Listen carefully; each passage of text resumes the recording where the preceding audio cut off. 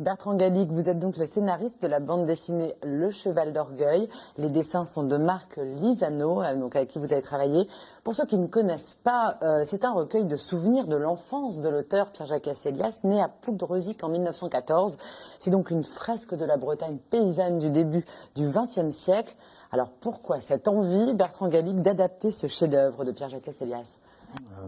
C'est un livre qui m'a beaucoup marqué dès le moment de ma lecture, en fait, de la première lecture. Je l'ai lu, j'avais 17 ou 18 ans, je vivais chez mes grands-parents à l'époque, et je pense que d'ailleurs que le fait d'être chez mes grands-parents à ce moment-là a pu participer à... Enfin, il s'est passé quelque chose. Est-ce que c'est une histoire de grand-père et de son petit-fils? Voilà, il y a vraiment ce lien. J'ai un grand-père qui aime encore raconter beaucoup les histoires, donc j'ai pu me retrouver sur certains points. Et vous n'êtes pas bigoudin? Je ne suis pas bigoudin, non. Mais vous vous retrouviez quand même dans... Oui. Dans les histoires de votre grand-père. Alors, la BD, est-ce que cette BD elle peut permettre de séduire un public qui n'aurait pas eu de coup de cœur ou lu comme vous cette œuvre de Pierre-Jacques Asselias, sortie en 1975? 75, ouais. Je pense que oui, puisque ce livre véhicule des messages que je vais qualifier d'universels, très humanistes. Il est question de transmission, des apprentissages, de comment grandir avec les autres. Si on devait résumer, c'est apprendre, c'est grandir. Pour moi, c'est le message essentiel du Cheval d'Orgueil. Et ça, c'est un truc qui est universel, à mon sens. Vous avez, le livre a été validé, entre guillemets, par les descendants de l'auteur? Oui, on devait de toute façon les contacter pour avoir des autorisations. Donc Claudette Elias et Ifik Elias, les deux enfants de Pierre-Jacques Asselias, nous ont donné leur accord. Ils ont même reçu le projet avec enthousiasme, bienveillance. Et voilà, ça a pu se faire aussi grâce à eux. Ils avaient le sentiment que ça pouvait renouveler aussi l'intérêt pour le livre. Ça a fait un peu la même question que tout à l'heure. Mais... Peut-être bien, mais en tout cas on était en terrain favorable dans la mesure où le fils de Claudette Elias, donc le petit-fils de Pierre-Jacques Elias, est lui-même auteur de bande dessinée. Il s'appelle Malo Carfrieden. Il est sensible déjà sur ce support. Ce média, ce support de la bande dessinée. Qu'est-ce qui est le plus difficile quand on adapte en BD une œuvre majeure telle que Le Cheval d'Orgueil? Vous avez dû faire le choix parmi quand même ces 600 pages dans le roman original? Ouais, ça a dû être le plus compliqué pour moi, de trier, de sélectionner les scènes les plus marquantes, les plus symboliques. Et puis, il y avait une autre difficulté qui était de... faire une saga, quoi. Non, je pense qu'un one-shot était vraiment le bon format. Non, ce que j'allais dire, c'est que il n'y a pas de... Enfin, Le Cheval d'Orgueil n'est pas un roman. Il n'y a pas de trame, il n'y a pas d'intrigue. Et ça a été une autre difficulté pour moi d'introduire de l'intrigue et une trame. Et j'ai fait le choix de la chronologie, puisque l'album commence en 1913 avec le mariage des parents de Pierre-Jacques Asselias et se termine en 1936, qui est l'année des premiers congés payés, le Front populaire. Et donc l'arrivée des premiers touristes, souvent venant de Paris, sur les plages bigoudines. Et voilà, et ça a marqué les gens forcément, du Finistère Sud. Alors plein de répliques étonnantes, de répliques presque cultes, comme dans La Guerre des boutons, par exemple. C'est vrai que ça fait penser à ce genre d'univers.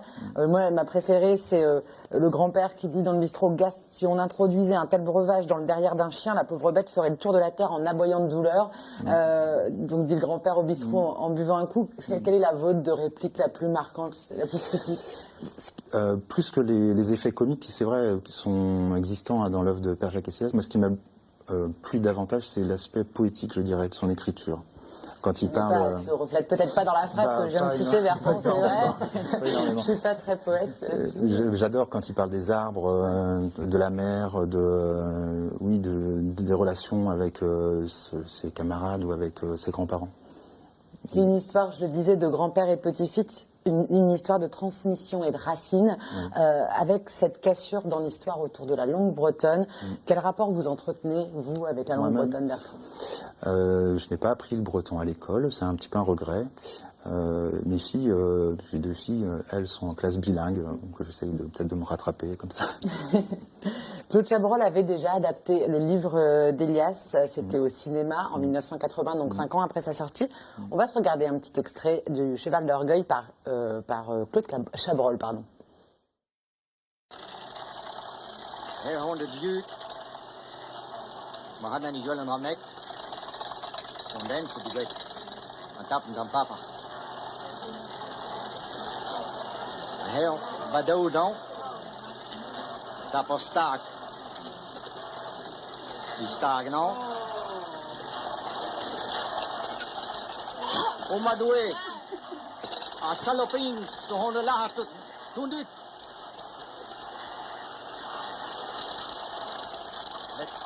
Continue de start, non?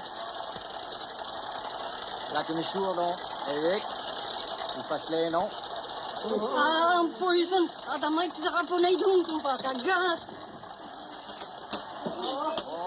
Voilà, c'est bon. Est-ce que vous l'aviez vu, Bertrand Gallic, le film de Claude Chabrol? Je l'ai vu parce que je faisais l'adaptation. Je ne l'ai pas vu en 1980. Voilà. Bien trop jeune. Oui, pour voilà. regarder le cinéma. Et il vous a aidé dans votre travail ou pas du tout Pas spécialement. Non, pas spécialement. Un Claude mot- Chabrol lui-même disait que c'était pas son meilleur film. Oui. Je suis assez d'accord. Un mot sur les dessins. On n'a pas beaucoup parlé des dessins de Marc Lisano. Comment est-ce que vous l'avez choisi pour ce projet?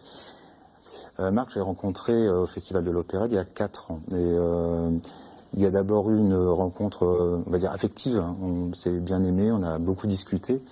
Et comment dire, son dessin, qui est pas du tout réaliste, à mon sens, collait bien donc au Cheval d'Orgueil. Justement, on en parlait tout à l'heure. Marc fait des personnages avec des grosses têtes, pleines, enfin pour moi, qui véhiculent beaucoup d'émotions. Et je voulais être un peu là-dedans, dans l'émotion et la poésie. Le comique un peu. Ouais. Mais oui, mais il y a tout ça dedans. En tous les cas, ça passe bien. J'ai cru comprendre, Bertrand Gallic, que 2016 allait être riche en actualité pour vous. De plusieurs, après cette première BD, d'autres sont à venir, dont une, un petit mot sur cette histoire brestoise coécrite avec Chris, le scénariste brestois. Oui. Alors cet album a un titre provisoire qui est Nuit franquiste sur Brest. Elle se base sur des faits réels. Se déroulant en 1937. C'est l'histoire d'un sous-marin, un C2, qui vient se réfugier dans le port de Brest, un sous-marin républicain espagnol qui vient se réfugier dans le port de Brest, prétextant une avarie, pour en fait ne pas tomber entre les mains des franquistes, puisqu'on est en pleine guerre civile espagnole. Franco va monter un commando de barbouze, je vais dire ça comme ça, pour tenter de mettre la main sur ce sous-marin. Voilà, et bon, le coup de force rattrape, puisque à Brest, les milieux de gauche se soulèvent et réagissent, les anarchistes aux communistes, enfin les syndicalistes.